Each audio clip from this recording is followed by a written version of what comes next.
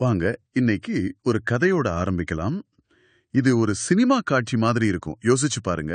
உலக புகழ் பெற்ற கணித மேதை ஜிஎச் ஹார்டி லண்டன்ல ஒரு ஆஸ்பத்திரியில நோய்வாய்ப்பட்டு இருக்கிற ஒரு இளம் இந்தியரை பார்க்க போறாரு.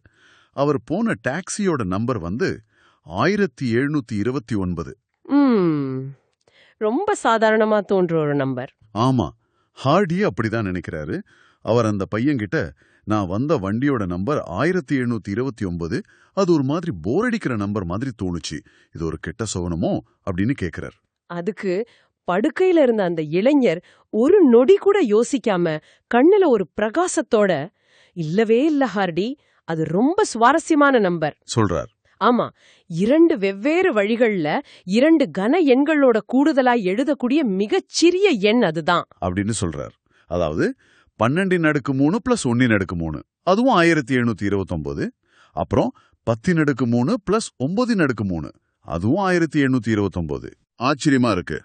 உடம்பு சரியில்லாம படுத்திருந்தாலும் அவர் மூளை எவ்வளவு வேகமா வேலை செஞ்சிருக்கு பாருங்க.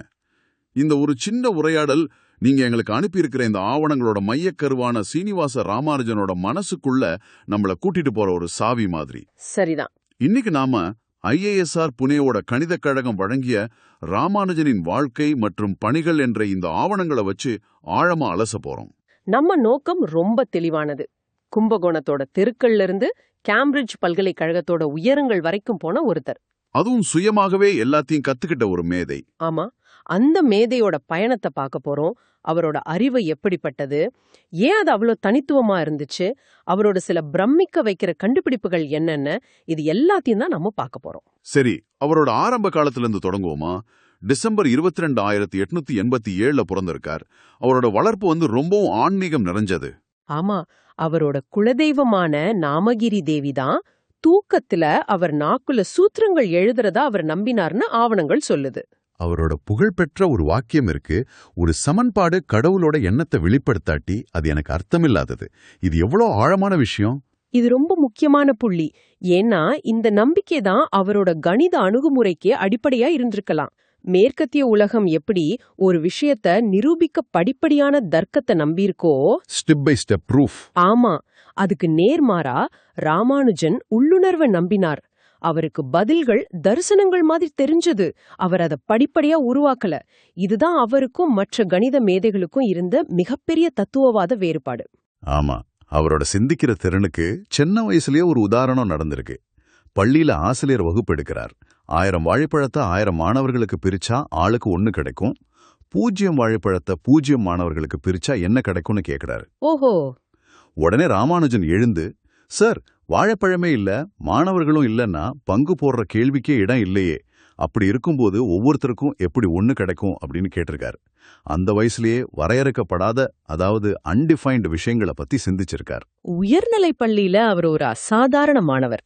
ஆனா அவரோட வாழ்க்கையே புரட்டி போட்டது G.S. கார் எழுதின A Synopsis of Elementary Results in Pure Mathematics அப்படின்ற ஒரு புத்தகம்தான். ஒரு நிமிஷம், அப்போ அவர் காலேஜ்ல ஃபெயில் ஆனார்னு சொல்றாங்க, ஆனா அப்புறம் ஒரு புத்தகம் அவரை மாத்துச்சுன்னு சொல்றீங்க. அந்த புத்தகத்துல அப்படி என்னதான் இருந்துச்சு? அது ரொம்ப பெரிய ரகசியமான கணித புத்தகமா? அதுதான் இதுல இருக்கிற சுவாரஸ்யமான முரண். அந்த புத்தகம் ஒரு பெரிய பாடநூல்லாம் இல்ல, அதுக்கு நேர்மாறானது. அதுல கிட்டத்தட்ட 4800 சூத்திரங்கள் இருந்துச்சு. ஆனா முக்கியமான விஷயம் என்னன்னா, என்னது? அது எப்படி வந்ததுன்றதுக்கான நிரூபணங்கள் கவையே இல்ல, வெறும் முடிவுகள் மட்டும்தான். என்னது? வெறும் பதில்கள் மட்டும் இருக்கிற ஒரு புத்தகமா? அது ஒரு மாணவனுக்கு எப்படி பயன்படும்? அது ரொம்ப எரிச்சலூட்டுற விஷயமாச்சே.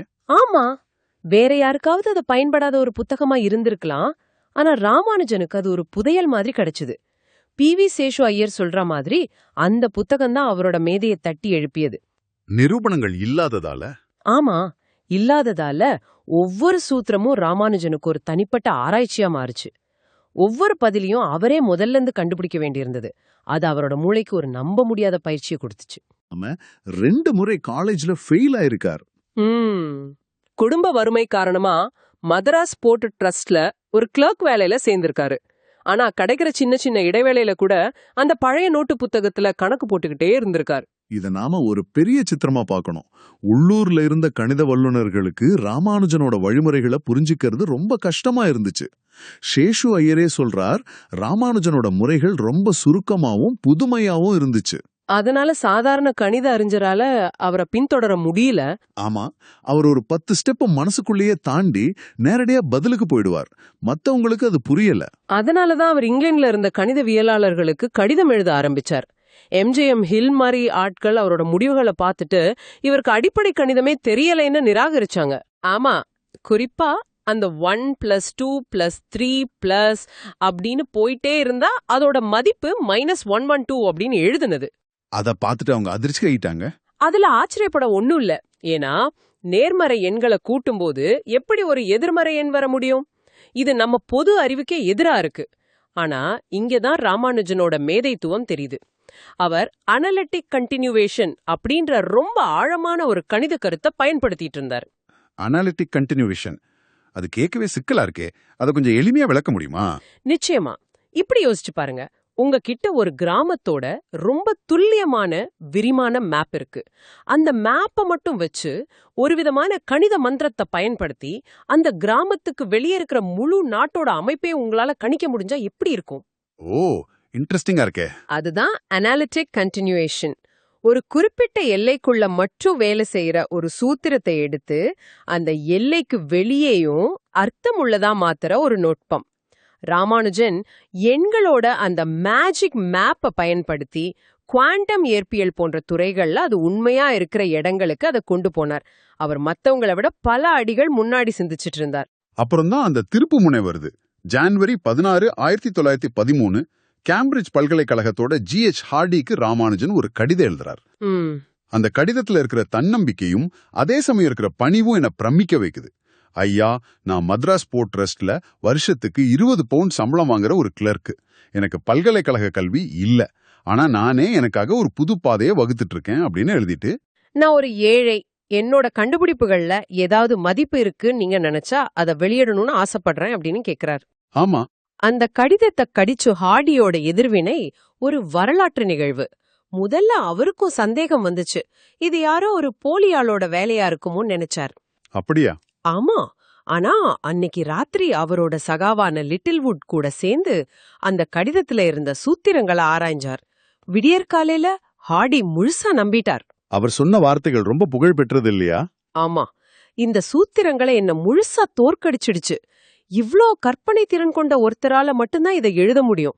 இது உண்மையாத்தான் இருக்கணும். ஏன்னா இதை உருவாக்குறதுக்கான கற்பனை திறன் உலகத்துல யாருக்குமே இருக்காது. இது ராமானுஜனோட மேதைக்கு கிடைச்ச மிக உயர்ந்த அங்கீகாரம்.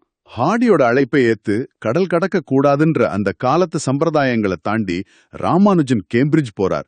அவங்க 2 பேரோட கூட்டணியும் வரலாற்றிலேயே மிக வெற்றிகரமான கணித கூட்டணியா மாறுது. ஆனா அந்த கூட்டணி ரொம்ப விசித்திரமானது. ஹார்டி அதை அழகா விளக்குறார். அவரோட அறிவோட எல்லை அதோட ஆழத்தை போலவே எங்களை ஆச்சரியப்படுத்தியது. அதாவது ஒரு பக்கம் ஃபங்க்ஷன் ஆஃப் அ காம்ப்ளெக்ஸ் வேரியபிள்னா என்னன்னு கூட ராமானுஜனுக்கு தெரியாது. ஆனா இன்னொரு பக்கம் தொடர் பின்னங்கள், அதாவது கண்டினியூட் ஃபிராக்ஷன்ஸ் அப்படின்ற ஒரு துறையில உலகத்துல இருக்கிற எந்த கணிதவியலாளரையும் விட அவர் மேதையா இருந்தார். அடேங்கப்பா, சில அடிப்படை விஷயங்கள் தெரியாம சில உச்சகட்ட விஷயங்கள்ல உலகின் சிறந்தவரா இருந்தார். இது ஒரு நம்ப முடியாத கலவை. சரிதான்.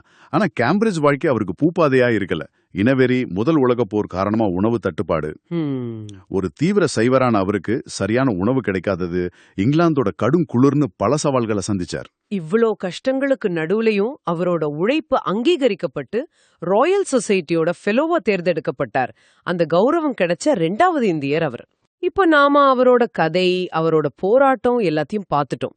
ஆனா நாம அவரை ஏன் இன்னைக்கும் கொண்டாடுறோம்னா அது அவரோட கணிதத்துக்காக தான். ஃப்ரீமன் டைசன் சொன்ன மாதிரி நாம அவரோட கணித தோட்டத்துக்குள்ள ஒரு நட போய் வருவோம். கண்டிப்பா. அப்போதான் அவரோட மேதையோட உண்மையான பரிமாணம் புரியும். ஆமா. சரி, முதல்ல பார்ட்டிஷன் எண் P(n). சுருக்கமா சொன்னா, ஒரு எண்ணை எத்தனை வழிகள்ல நேர்மறை முழு எண்களோட கூடுதலா எழுதலாம் அப்படின்றது. உதாரணத்துக்கு 4 என்ற எண்ணை 4, 3+1, 2+2, 2+1+1, 1+1+1+1 அப்படின்னு 5 வழிகள்ல எழுதலாம். அதனால P(4) = 5. சின்ன எண்களுக்கு இது சுலபம். ஆனா P of 200ஓட மதிப்பு என்ன தெரியுமா? சொல்லுங்க. கிட்டத்தட்ட 4 ட்ரில்லியன். ஆமா, அத கையால கணக்கிடுறது சாத்தியமே இல்ல.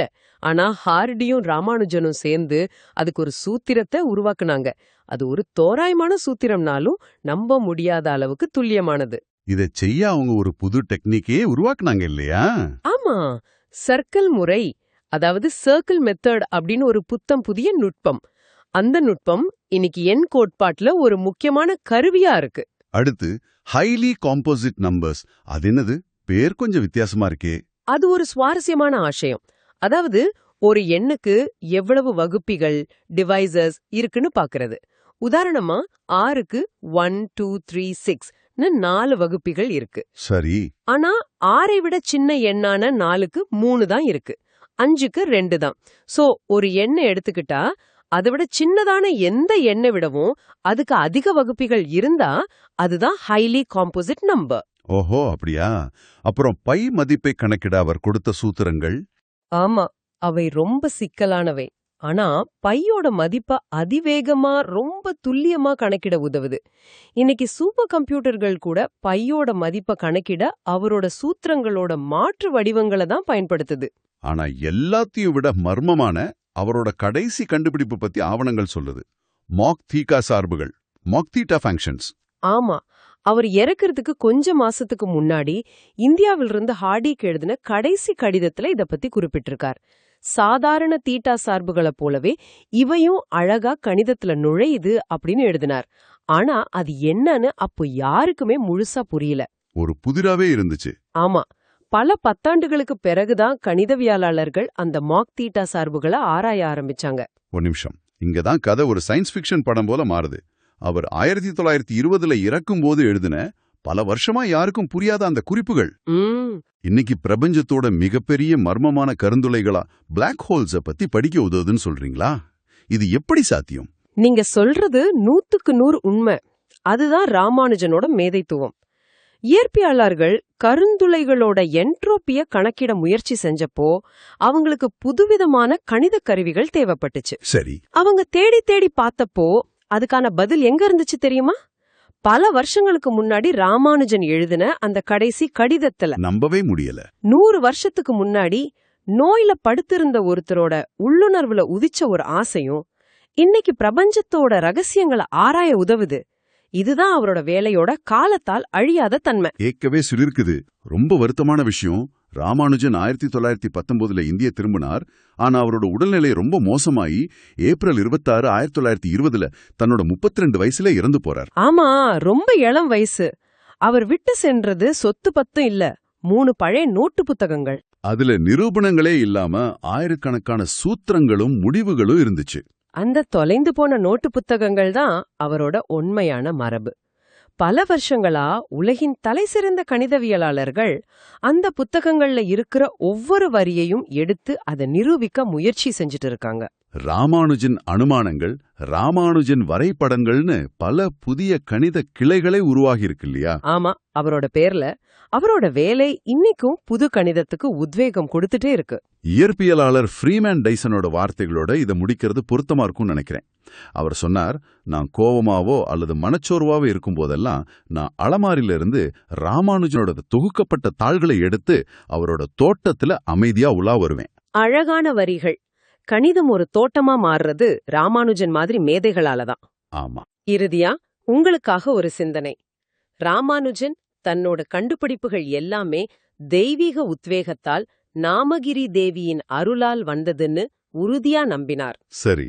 ஆனா அவரோட நெருங்கிய நண்பரும் சக நுனியாரான ஹார்டியோ ஒரு தீவிர நாத்திகர். அவர் கணிதத்தை மனித மூளையோட ஒரு படைப்பா பார்த்தார். இந்த 2 உலகத்தையும் நாம எப்படி பொருத்தி பார்க்கறது? நல்ல கேள்வி. எந்த ஒரு முறையான பயிற்சியும் இல்லாம தூய்மையான உள்ளுணர்வு மட்டும் எப்படி இவ்ளோ ஆழமான நிரூபிக்கக்கூடிய உண்மையான முடிவுகளை உருவாக்க முடியும்? உள்ளுணர்வுக்கும் தர்க்கத்துக்கும் நடுவுல இருக்கிற அந்த மர்மமான பாலம் உண்மையில என்னவா இருக்கும்?